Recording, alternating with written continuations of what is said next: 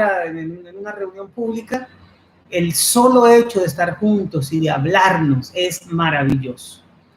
Hermana Cristina dice que pide oración por todos los de su familia que no están en la iglesia, por sus hijos y su salud. Sí, hermana, más adelante vamos a pedir por su familia que no está en la iglesia. Muy bien, vamos a apuntar esto para que no se me olvide. Y la hermana Esther Coy le dice: mil bendiciones para todos, agradecer a Dios por su gran amor y misericordia y por todas sus bendiciones que nos regala día a día. Agradecer por mi familia y que el Señor nos siga bendiciendo. Muchas gracias, hermana Esther. Ella siempre está con sus agradecimientos y eso es maravilloso. Muy bien, mis queridos hermanos, yo quiero invitarles ahora a abrir la palabra del Señor en el Evangelio de Mateo, el Santo Evangelio según San Mateo, y quiero invitarles para que reflexionemos en el capítulo 4. Evangelio de Mateo, capítulo 4. Este texto de Mateo, capítulo 4, es sobremanera maravilloso. Yo quiero decirles que Mateo fue testigo ocular de muy buena parte de las cosas que sucedieron en el ministerio del Señor Jesús. Algunas otras él las escucha ya después de haber ingresado al grupo de los 12 y entonces las consigna. A lo mejor conoció de primera mano a muchos, pero Mateo nos cuenta un fenómeno bastante particular. Cuando usted lee Mateo 3, del versículo 13 en adelante, él coloca ahí el bautismo de nuestro Señor Jesús. Ahí lo narra, ahí lo expresa. Y dice Mateo 3:13, entonces Jesús vino de Galilea a Juan al Jordán para ser bautizado por él. Entonces, es un acontecimiento importante en la vida del Señor Jesús. Él tenía unos 30 años.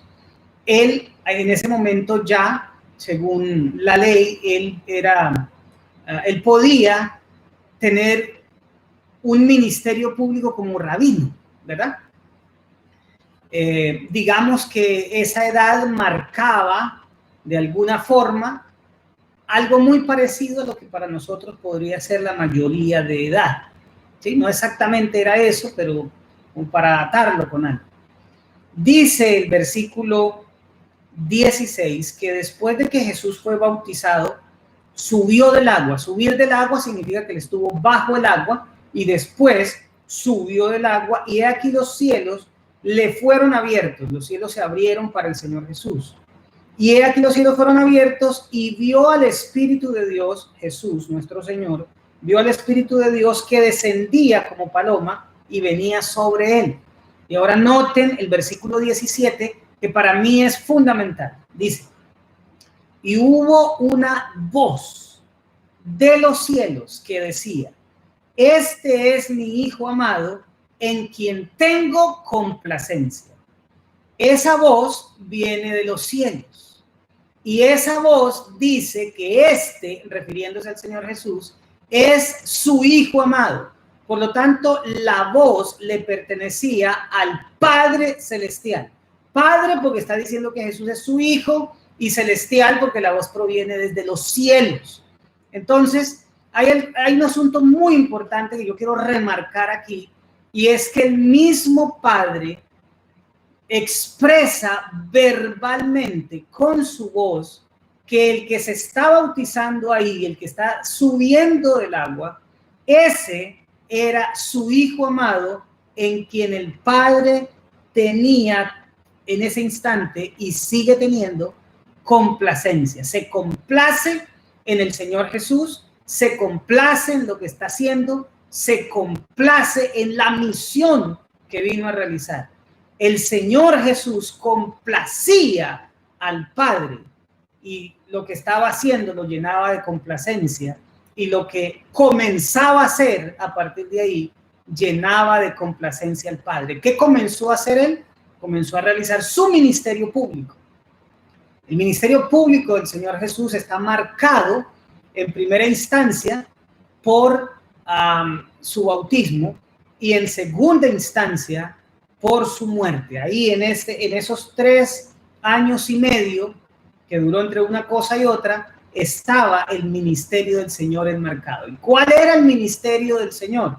El Señor vino a vivir una vida sustituta de la vida del hombre y vino a vivir una vida perfecta para reemplazar la vida imperfecta de nosotros. El Señor Jesús vino a morir una muerte sustituta. Él vino a reemplazarnos a nosotros en la muerte.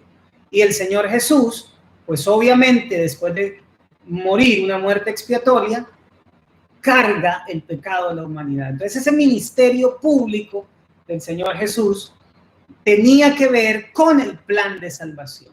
Ahora, después de eso, al tercer día, el Señor resucita, el Señor dura 40 días, uno podría decir eso, podría ser parte del ministerio público, tal vez, y después de esos 40 días asciende. 10 días después de la ascensión, desciende el Espíritu Santo, y entonces inicia el ministerio apostólico, digamos, en su esplendor. Reciben el Espíritu Santo y ahora los seres humanos, llamados los apóstoles, los discípulos, comienzan a predicar el Evangelio en Jerusalén, Judea, Samaria y hasta lo último de la tierra. Pues el hito que comienza el ministerio público del Señor, el bautismo, recibe una declaración verbal por parte del Padre y dice: este es mi Hijo amado en quien tengo complacencia. Cuando el Señor Jesucristo muere, ¿verdad? Él dice: consumado es. También se escuchan truenos, hay un temblor, la tierra se estremece y ahí entonces, digamos, es otra manifestación. Ahora, ¿por qué les estoy diciendo todo esto si vamos a leer Mateo capítulo 4? Porque quiero que quede en la mente de todos nosotros que el Padre declaró verbalmente que Jesús era su Hijo amado. El versículo 1 de Mateo capítulo 4 dice lo siguiente: entonces Jesús, nuestro Señor, fue llevado por el Espíritu al desierto para ser tentado por el diablo. Esto es un asunto supremamente importante, hermanos queridos, debido a que es el Espíritu Santo el que lleva al Señor Jesús al desierto. Pero había una intención, no se lo llevó solamente al desierto por llevárselo. Es la palabra para indica propósito. Hay un propósito por el cual el Espíritu llevó al Señor Jesús al desierto. Y dice la Biblia que fue para ser tentado por el diablo. Y ustedes dirán: ¿cómo es posible que el Espíritu Santo ponga al Señor Jesús en un lugar para que el diablo lo tiente? Sí, mis hermanos, eso es lo que dice la Biblia y eso es lo que hay que creer. La pregunta es: ¿por qué? Muy sencillo, porque el Señor Jesús es el segundo Adán. Nuestro Señor Jesús es el segundo representante de la raza humana. Cuando esta raza fue creada, la Biblia dice que el Señor nos creó varón y hembra. La raza humana, los humanos de este planeta y los humanos que hayan en cualquier otro lugar del universo, la creación humana es diferente a la creación angelical. La creación humana fue una raza. Dios constituye varón y hembra, hombre y mujer, y les dice: fructificar, multiplicaos y henchid la tierra. Y entonces esos dos individuos originales, a quienes se les llama nuestros primeros padres, pues esos dos individuos originales dan origen al resto de la raza por procreación. Los ángeles no. Los ángeles no fueron creados de la misma manera, sino que los ángeles fueron creados uno por uno. El Señor creó cada ángel por aparte, pero con la raza humana hizo algo especial. Le dio parte de su capacidad, Dios, al hombre, para que fueran procreadores. Dios es creador, el ser humano es procreador de seres humanos. ¿Ven? Entonces, la raza humana cuando el representante de la raza humana, que era Adán, cae, la raza entera queda destinada a la extinción. La raza humana totalmente queda destinada a la muerte, queda a la espera de la paga del pecado, y la paga del pecado es muerte, pero la dádiva de Dios es vida eterna en Cristo Jesús, Señor nuestro. ¿Qué queremos decir con todo esto, hermanos queridos?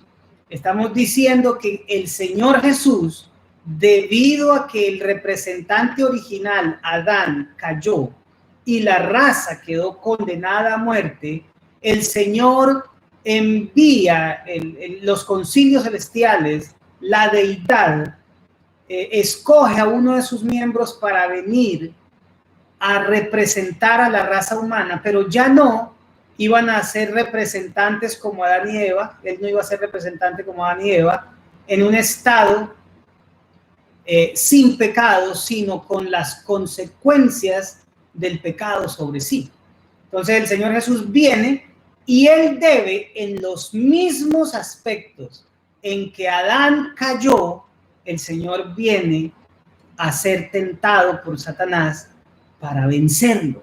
Si el Señor vencía como el segundo Adán y como el representante, entonces su vida iría a ser una vida sustituta de la raza. Nosotros somos salvos como raza.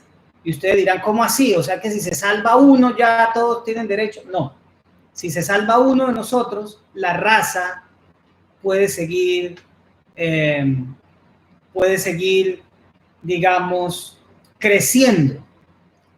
Pero si la raza que estaba condenada a la extinción se acaba, pues termina todo. Ahora usted dirá, ¿cómo que con uno, pastor? Pero si Dios hizo a Adán y Eva. Sí, pero acuérdese que cuando Él hizo a Adán, a Eva la sacó Él de una de las costillas de Adán. Así que con uno de nosotros que fuera salvo, pues el Señor le hace una ayuda idónea e igual la raza continúa. Así que se requería la salvación al menos de uno de nosotros. Ahora, sabemos que ya hay seres humanos redimidos. Ya a partir de la resurrección de nuestro Señor y de la aceptación de su sacrificio, 3 personajes que estaban en el cielo, que se los habían llevado ya quedaron sellados definitivamente, porque hasta ese momento, hasta la muerte del Señor, ellos estaban como en veremos. ¿Quiénes son esos 3? Pues eran Enoc, el que fue trasladado al cielo sin conocer muerte, eran Moisés, que después de haber muerto el Señor resucitó y se lo llevó, y el profeta Elías, que fue llevado al cielo en un carro de fuego. Entonces eso es maravilloso porque ya la raza con la muerte del Señor quedó redimida. Aparte de eso, cuando el Señor resucita, Él se lleva a algunos otros con Él. Es decir, la raza humana ya no está extinguida, pero el Señor no se conforma con que la raza ya no perezca. El Señor anhela, desea que cada uno de nosotros no se pierda, sino que procedamos al arrepentimiento. Y ahora el problema no es un asunto de la raza, el problema de la raza ya quedó resuelto, el Señor salvó la humanidad. Ahora lo que queda por resolver son las problemáticas individuales, que cada uno de nosotros, que todo aquel que en Él crea no se pierda, mas tenga vida eterna. Entonces el Señor viene a ser tentado por el diablo porque Él debía recuperar lo que Adán había perdido, Adán y Eva habían perdido. Entonces, cuando el Señor nace en este mundo, ya el diablo, a través de Herodes, se había encargado de tratar de matarlo, pero el padre o la deidad se encargó de protegerlo, así que el diablo se dio cuenta de que matarlo no iba a hacer nada cuando el Señor era un bebé, así que él decidió comenzar a estudiarlo, como seguramente estudió a Adán y Eva al comienzo para tentarlos, y como seguramente nos estudia a ustedes y a mí, ¿sí? Tan cierto como que cuando nosotros nacemos, el Señor coloca un ángel para que sea nuestro guardián, nuestro protector, para que lleve nota de todo lo que hacemos y decimos. así estoy casi completamente seguro que el diablo pone uno o más de sus secuaces para que estén ahí vigilándonos, revisando cuáles son nuestras tendencias cultivadas. Y por supuesto, él lleva un registro, una base de datos de todos los que son nuestros padres, abuelos, bisabuelos, tatarabuelos, tanto de la línea paterna como de la línea materna. Y me imagino que los algoritmos y cruces de información que él tiene arrojan las posibles debilidades que nosotros tengamos y cómo él puede tentarnos para hacernos caer. Es decir, hermanos, que vivir una vida victoriosa es un milagro. Vivir una vida victoriosa en Cristo no es posible por nuestras propias fuerzas, sino permaneciendo en Él. Porque tenemos una inteligencia superior encargada de llevarnos a la tentación y la caída con el objetivo de acusarnos. El primero nos tienta, después nos hace caer y posteriormente nos acusa y entonces nos quiere destituir no solo de la gloria de Dios, sino que nos quiere destruir por la eternidad. Pero como nosotros somos la raza humana, el Señor Jesús viene como el segundo Adán y entonces Él comienza a recuperar el terreno que nuestros primeros padres perdieron. Por eso, toda esta explicación es para sustentar por qué el Espíritu lleva al Señor Jesús al desierto para ser tentado por el diablo.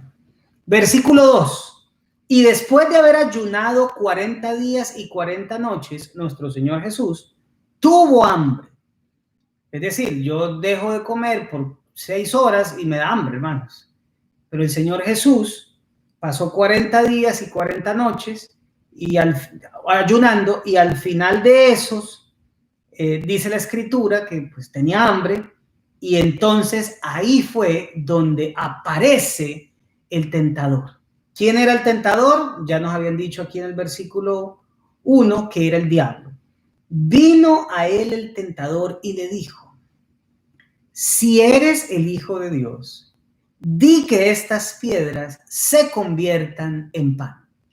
Si eres el Hijo de Dios. La primera tentación que el diablo hizo en este mundo fue a Eva. El diablo no tentó a Adán directamente, sino que lo hizo caer a través de Eva. Y él tuvo que haber escogido entre los dos a quién tentar. Y entonces también tuvo que haber escogido la manera de hacerlos tentar. Déjenme decirles que la tentación de Adán y Eva y las tentaciones que recibe el Señor Jesús son muy diferentes en el sentido en que Eva solamente podía ser tentada en una cosa, mientras que el Señor Jesús, el diablo, lo tentó en todo lo que nosotros, ya después de haber caído en el pecado, los seres humanos, podemos ser tentados, pero sin pecado. ¿Cómo es eso? Sí, el Señor a Eva y a Adán les dio un privilegio, y es que restringió al diablo solamente a tentarlos en una cosa, no podía tentarlos en otra, y lo restringió en el espacio, en el sentido de que solamente lo podía tentar en un lugar. Adán y Eva solamente podían ser tentados en una cosa y solamente había un lugar en donde el diablo los podría tentar. Es decir, que el diablo no podía andar detrás de Adán y Eva tentándolos a la mañana, al mediodía, en la tarde, en la noche, y tentándolos de una forma y de otra y de otra y de otra. No, el Señor restringió al diablo. Ahora ustedes dirán, ¿y por qué Dios le permite al diablo entrar a este mundo para que tiente la raza humana? Pues porque el diablo había dicho, había culpado, había acusado a Dios de que si en verdad Dios nos había hecho con libre albedrío, pues que dejara que todo el mundo escogiera si seguían leales a Dios o si querían irse con su movimiento independiente para formar un nuevo reino. Entonces, todos los ángeles fueron tentados individualmente y la raza humana fue tentada en los representantes que solamente eran en ese momento Adán y Eva. Entonces, la Biblia nos indica que una tercera parte de los ángeles decidió echar su suerte con Satanás y 2/3 partes continuaron fieles con Dios, ¿verdad? Cuando viene aquí a este planeta, entonces el diablo quiere tentar y el Señor les dice, ellos fueron creados con libre albedrío. Ellos son libres para escoger si siguen fieles a mí o si se van contigo. Pero solamente los podrás tentar en una sola cosa y en un solo lugar. En el árbol de la ciencia del bien y del mal. Ahí será el único sitio en el cual tú podrás tener acceso a ellos para tentarlos. Y la única cosa en que los puedes tentar es en que ellos coman del fruto de ese árbol, más nada. Ahora, el ser humano en esa época, recién salido de las manos de Dios, no tenía, mis queridos hermanos, ninguna deficiencia que el pecado nos produjo. Por ejemplo, el ser humano no tenía hambre, no sufría de ese tipo de deficiencias, hambre, sed, cansancio, no, nada de eso. Fue creado perfecto. Adán comía no porque necesitaba comer, sino sencillamente porque Dios lo había dotado de papilas gustativas y los alimentos eran para él, el sabor era placentero. Así que Adán y Eva comían por placer. El Señor les dijo, mire, todos los árboles del huerto podéis comer, solamente del árbol de la ciencia del bien y del mal no comerás. Ahora, el Señor en el 6º día creó a Adán y Eva, ¿verdad? En el 7º día los invitó a reposar en el sábado. El diablo pudo haberlos tentado, por decir algo, a no guardar el sábado, pero eso el Señor no le permitió hacer una tentación de esas. El Señor les dijo, fructificar, multiplicaos, henchid la tierra, y el diablo pudo haberlos tentado a que no se multiplicaran, pero tampoco esa fue digamos, esa tampoco fue la tentación que el Señor le permitió. El Señor le dijo, ustedes pueden comer de todo árbol del huerto, hay uno que no pueden comer, y esa fue la única cosa. Y algunos dirán, pero ¿por qué Dios le dejó ese árbol? Precisamente por lo que habíamos dicho, fue la restricción mínima, así lo restringió a lo mínimo a Satanás. Solamente podía tentarlos como seres, como criaturas inteligentes, solamente podía tentarlos en ese lugar y en una sola cosa. Y entonces, claro, cuando Satanás hace la tentación a Adán y Eva esperaba que viniera el querubín cubridor que se había revelado. Ella conocía seguramente a los ángeles porque Dios el ser humano tenía libre acceso a la conversación con los seres angelicales.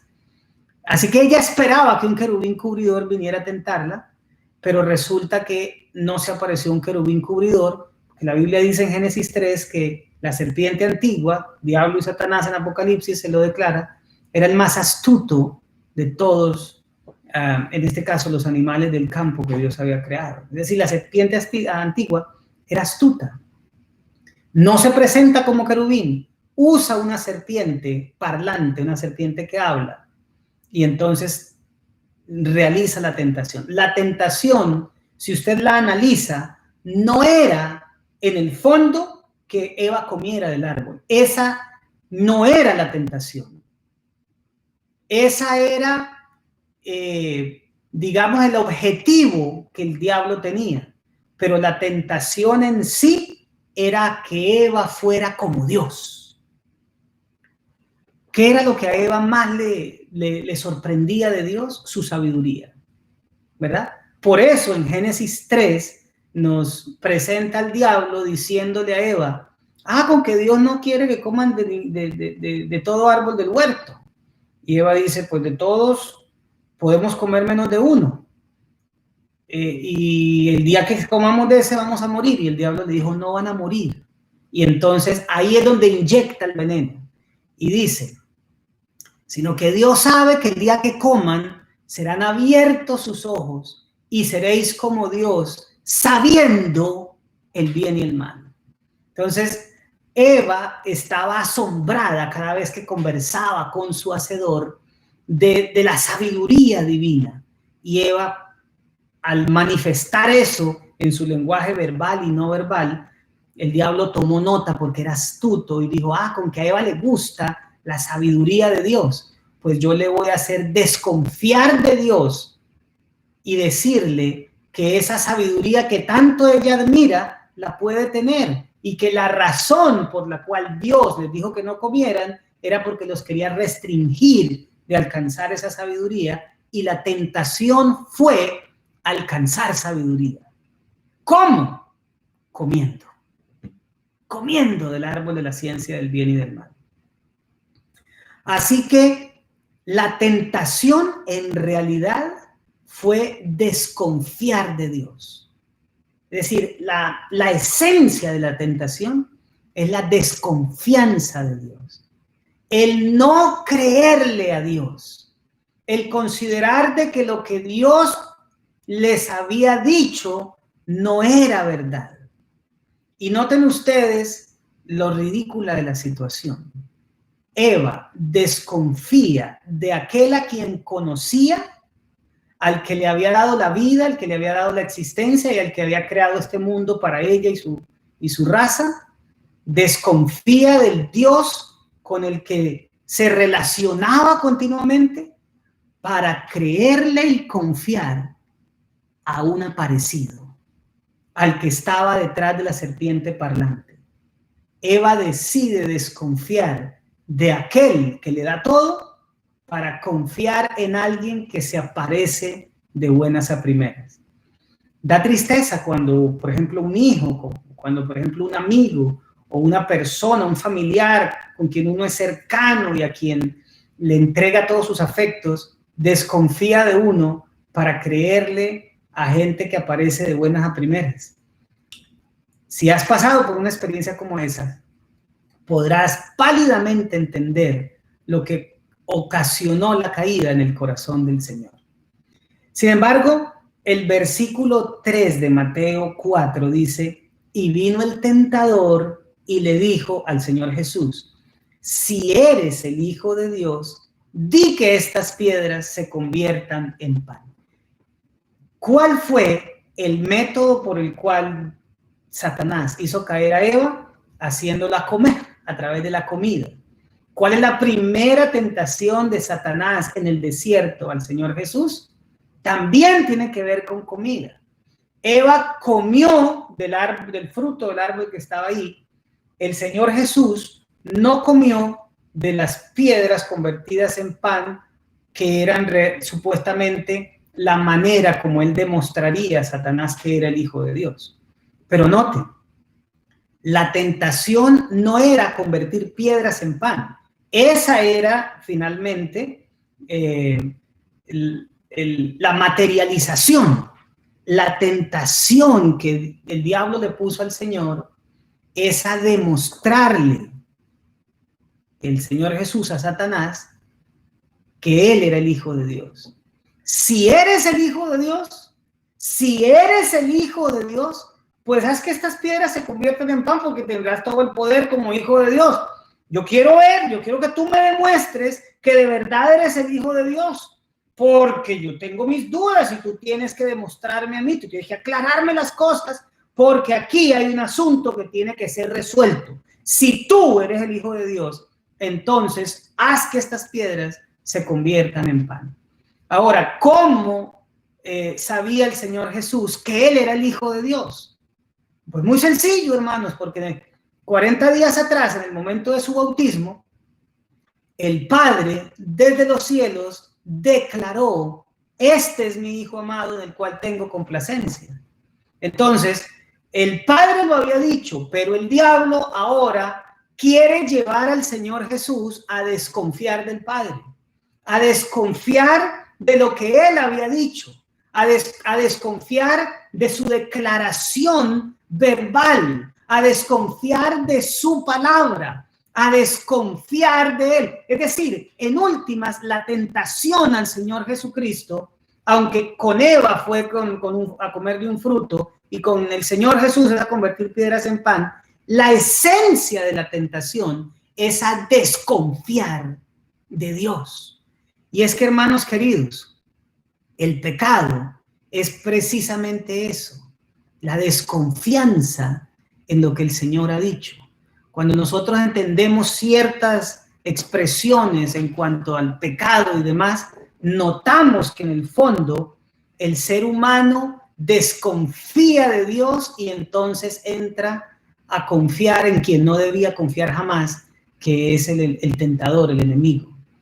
La esencia era que el Señor Jesús desconfiara del Padre. ¿Y cómo el Señor demostraría desconfianza en el Padre?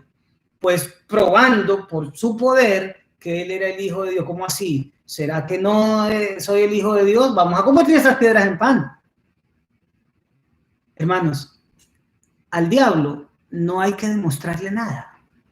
El diablo viene aquí, no, si eres el Hijo de Dios, haz esto. Pero al diablo no hay que demostrarle nada, porque el diablo no es nada. Al diablo no hay que demostrarle nada porque nosotros no tenemos que darle cuentas a él de nada. Al diablo no hay que demostrarle nada porque él no es nadie para pedir cuentas. Él es un aparecido. Él no tiene nada que ver con nosotros. El diablo es un enemigo nuestro, pero no es en absoluto alguien al que haya que demostrarle nada. Eva cae cuando entra a argumentarle al diablo. Porque cuando ella comienza a argumentarle al diablo, entonces el diablo comienza a torcer lo que Dios ha dicho, ¿verdad? Y a poner la palabra que Dios ha declarado en contra del mismo Dios. Por eso es que el profeta lo llama que él es maestro en intrigas. Así que cuando nosotros como seres humanos nos ponemos a argumentar como hizo Eva, caemos. Ahora, el Señor Jesús no cayó. Y no cayó, hermanos queridos, porque el Señor Jesús no desconfió de las declaraciones del Padre. El diablo le dijo, si eres el Hijo de Dios, di que estas piedras se conviertan en pan. Y el versículo 4 dice, él respondió y dijo, escrito está, no solo de pan vivirá el hombre, sino de toda palabra que sale de la boca de Dios. Hermanos, esto fue una palmada en la cara a Satanás. Satanás le está diciendo, demuéstreme que es verdad, convirtiendo esas piedras en pan. Y el Señor Jesús le dijo, yo no tengo que demostrarle nada a usted, porque cuando Dios habla, eso es más verdad que los hechos mismos. Déjenme explicarle esto. En Génesis 1 dice que el Señor hablaba y las cosas aparecían. Génesis dice, y dijo Dios, sea la luz, y fue la luz. Es decir, ¿cómo fue creada la luz? Porque el Señor declaró que existiera. ¿Y cómo yo sé que la luz es luz? Porque Dios determina qué es la luz. Y cuando Él dice, sea la luz, lo que aparece ahí en ese momento es luz. Y la palabra de Dios es la que determina las cosas. ¿Cómo fue creado el universo? Por la palabra de Dios. Porque Él dijo y fue hecho, Él mandó y existió. Por lo tanto, la palabra de Dios es más real que el hecho mismo. Dios dijo, produzca la tierra hierba verde, produzca la tierra seres vivientes, produzca las aguas peces, que se llene el aire de las aves. Y todo, cuando Dios hablaba, obedecía y venía a la existencia. Porque la palabra de Dios es más verdad que el hecho mismo. Es decir, el hecho sigue a la palabra. Primero Dios habla y ordena que algo exista y entonces existe eso que Dios ordena. Así que, mis queridos hermanos, la palabra de Dios, la palabra, lo que Dios habla, es verdad, es más verdad que las cosas en sí mismas. Y la luz es luz. Y uno dice, wow, la luz es luz. Pero la palabra fue la que determinó que eso fuera la luz. Ahora, cuando el diablo le tienta al Señor Jesús y él dice, yo tengo que demostrarte nada, porque escrito está, no solo de pan vive el hombre, sino de toda palabra que sale de la boca de Dios. El Señor Jesús le está diciendo, yo no te voy a demostrar nada por una razón, porque Dios ya mediante su palabra declaró que yo era su hijo. Yo no tengo que convertir en pan ninguna piedra para demostrar que yo soy el hijo de Dios, porque ya eso quedó declarado cuando la voz del Padre Celestial dijo, tú eres mi hijo amado en el cual tengo complacencia. Entonces, no solamente, hermano querido, el Señor le resistió a la tentación del diablo con un escrito está, que ya eso es para nosotros una enseñanza grandiosa. ¿Cómo podemos enfrentar nosotros las tentaciones? Pues en la palabra, es permaneciendo en la palabra, declarando la palabra. La palabra ha dicho que nosotros no vamos a poder ser tentados más de lo que podamos soportar. Por lo tanto, cuando estemos en un momento de prueba o de tentación, el Señor nos va a dejar ir más allá de lo que nuestras fuerzas lo permitan. Porque cuando estemos nosotros en determinada circunstancia, debemos recordar las promesas que están consignadas en la palabra. Nosotros debemos enfrentar la tentación mediante un escrito está. Así la enfrentó el Señor Jesús y así el Señor Jesús fue vencedor. Nosotros, al permanecer en la palabra escrita y en la palabra encarnada, recuerden que Jesús es el verbo hecho carne, Él es la palabra encarnada. Y Él dijo, permaneced en mí y yo en vosotros. Si permanecéis en mí, mis palabras permanecen en vosotros, pedid todo lo que queráis y os será hecho. ¿Qué significa esto, hermanos? Que la única manera de vencer la tentación es permaneciendo en Cristo, la palabra encarnada, y permaneciendo en la palabra escrita, porque ahí están las promesas del Señor. Y sus promesas nos habilitan para vencer. Entonces, ¿cómo venció el Señor Jesús? Eso lo estudiamos y lo sabemos mucho, que Él venció en el momento de la tentación con un escrito está. Pero esta primera respuesta del Señor Jesús a Satanás en la primera tentación del desierto es violenta, en el sentido de que Satanás está pidiendo que le demuestren a él cosas y el Señor Jesús dijo, a usted no hay que demostrarle nada porque la demostración máxima ya se dio. ¿Y cuál es la demostración máxima de que yo soy el Hijo de Dios? Pues que el Padre lo dijo, lo declaró desde los cielos.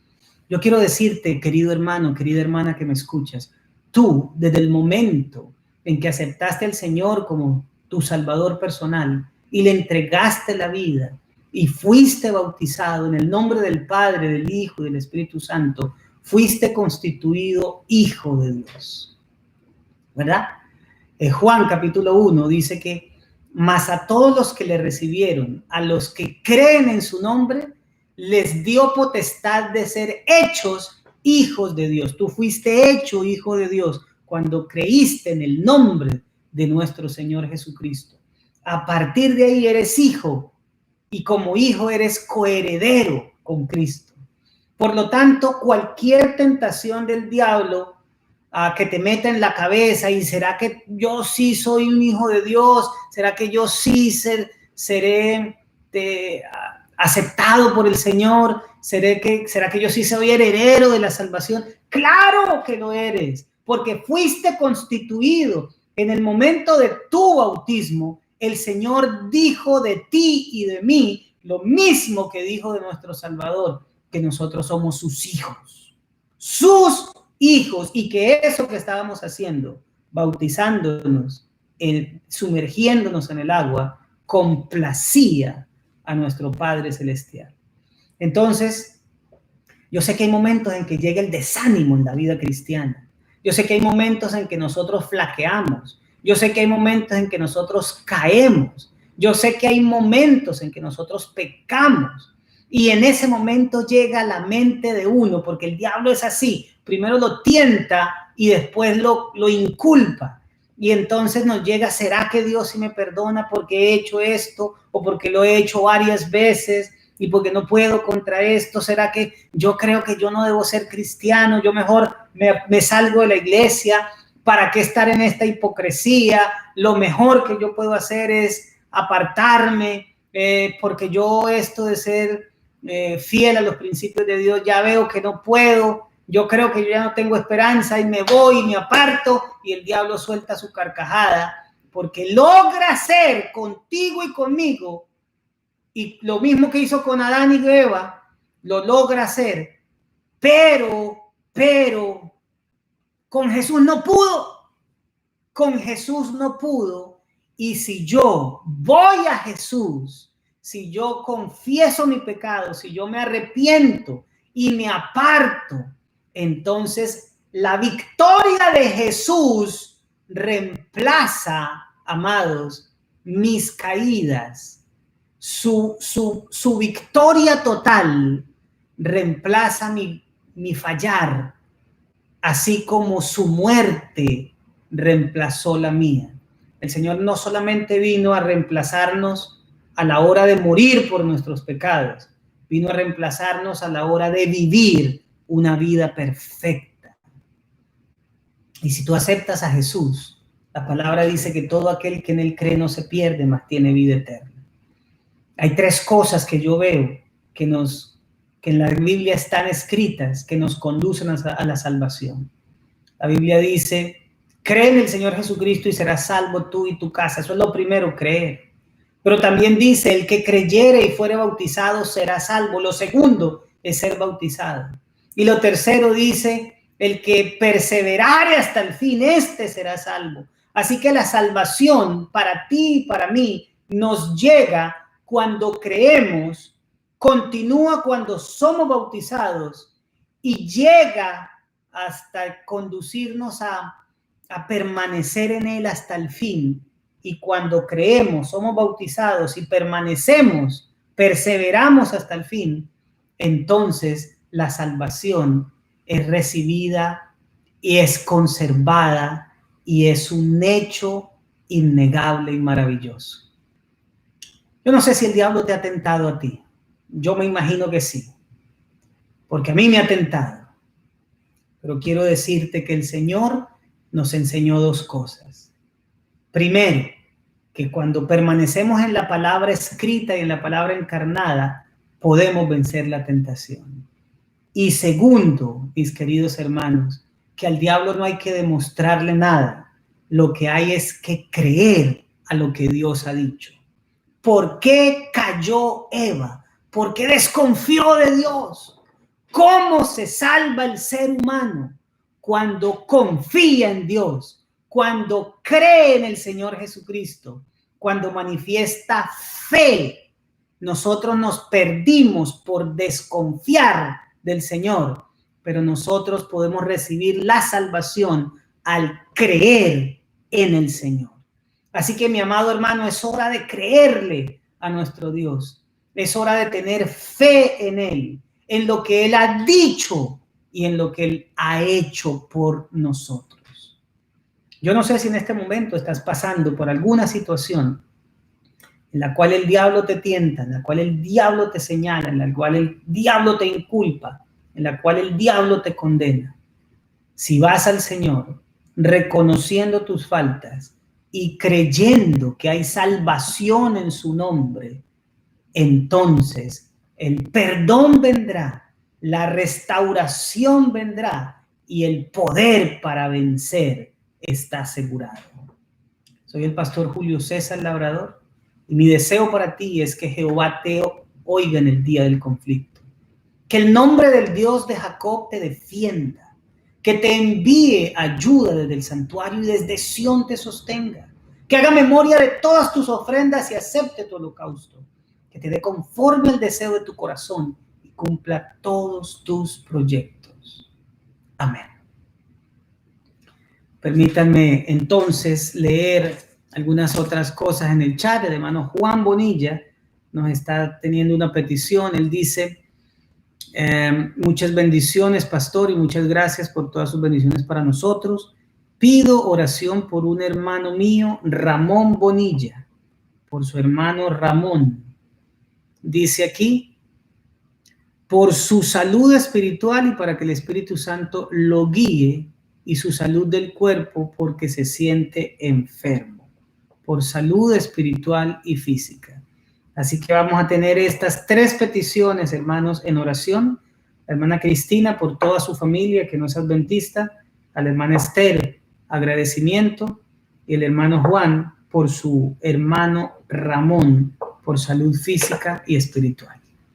Cerremos los ojos, hermanos, vamos a orar. Padre nuestro que estás en el cielo, te alabamos, te exaltamos, te glorificamos. Gracias por tu palabra tan hermosa, tan maravillosa. En esta hora, Señor, queremos rogarte que nos ayudes a creer, a confiar, que nos permitas, Padre querido, de que si el Señor vino a salvarnos, nosotros le creamos al Señor.